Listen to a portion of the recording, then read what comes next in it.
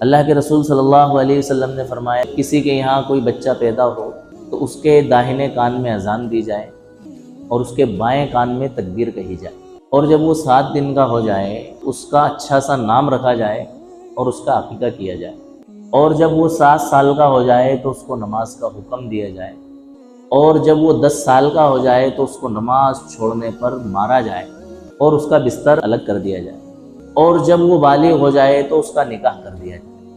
کیسی پیاری حدیث پیارے آقا صلی اللہ علیہ وسلم نے بیان فرمائی۔ شروع سے لے کر کے بچے کے جوان ہونے تک اس کے تعلق سے جتنی چیزیں اس کی تربیت کی ہو سکتی ہیں سب آپ نے اس حدیث میں شامل فرمایا۔ ایسا جامع کلام آپ نے اس حدیث میں بیان فرمایا کہ ہر جملہ ڈیٹیل کے ساتھ بیان کیا جائے اور اس کی تفصیل بیان کی جائے تو کافی دن اس میں لگیں، کافی ٹائم ان چیزوں کو سمجھانے میں لگے۔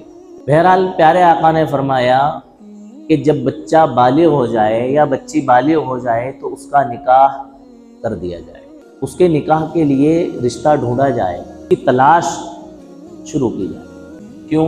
ایک جگہ اللہ کے رسول نے فرمایا النکاح نصف الایمان، نکاح آدھا ایمان ہے، باقی آدھے ایمان کے بارے میں اللہ تعالیٰ سے انسان ڈرتا رہے تو انسان کا ایمان کامل و مکمل ہو جاتا ہے۔ نکاح کو اسلامی معاشرے میں عبادت کی اہمیت حاصل ہے، صرف ایک ایسا ہی معاملہ نہیں ہے، بلکہ نکاح کے لوازمات میں مشغول ہونا یہ انسان کے لیے کیا بن جاتا ہے؟ عبادت بن جاتا ہے۔ ایک موقع پر صحابہ نے پوچھا یا رسول اللہ کیا کوئی انسان اپنی بیوی سے اپنی خواہش اور اپنی بشری ضرورت پوری کرتا ہے تو اس کے اوپر بھی اس کو ثواب ملے گا؟ بظاہر سوال کہ یہ تو انسان کا اپنی ضرورت کو پورا کرنا ہے، اس کے اوپر ثواب کی بات کیا ہے؟ اللہ کے رسول نے فرمایا ہاں، اگر یہی انسان ناجائز طریقے پر اپنی ضرورت پوری کرتا تو بتاؤ اس کو گناہ ملتا کہ نہیں ملتا؟ صحابہ نے فرمایا یا رسول اللہ اس کو ضرور گناہ ملتا۔ فرمایا تو جائز طریقے پر اس کا اپنی ضرورت کو پورا کرنا اس کے لیے ثواب کا ذریعہ بنے گا۔ نکاح انسان کے لیے کتنا ضروری ہے اس کو ہم اس بات سے سمجھ سکتے ہیں کہ شریعت نے اس نکاح کو آسان سے آسان تر بنایا۔ شریعت کا اور اسلام کا مزاج دیکھیں آپ، جن چیزوں کی ضرورت انسان کو زیادہ ہے ان چیزوں کو اللہ تعالیٰ نے آسانی کے ساتھ انسانوں کے لیے دستیاب فرما دیا۔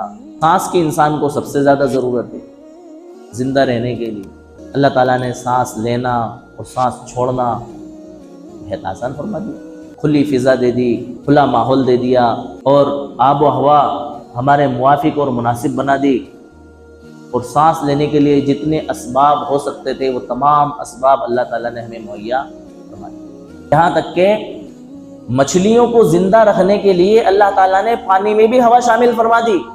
اگر پانی میں ہوا شامل نہ ہو تو مچھلی زندہ نہیں رہ سکتی، پانی میں ہوا شامل ہے، اسی لیے مچھلیاں اپنے پھیپڑوں سے سانس لیتی ہیں اور گلفڑوں کی راہ سے اس کو باہر نکالتی ہیں۔ ہمارا کوئی روم ہو، کوئی کمرہ ہو، اس کو ہم بند کر لیتے ہیں، بظاہر ہوا آنے کے کوئی چانس اس میں نہیں ہوتے ہیں، لیکن اللہ تعالیٰ نے اس میں بھی ہوا کو کیا رکھا؟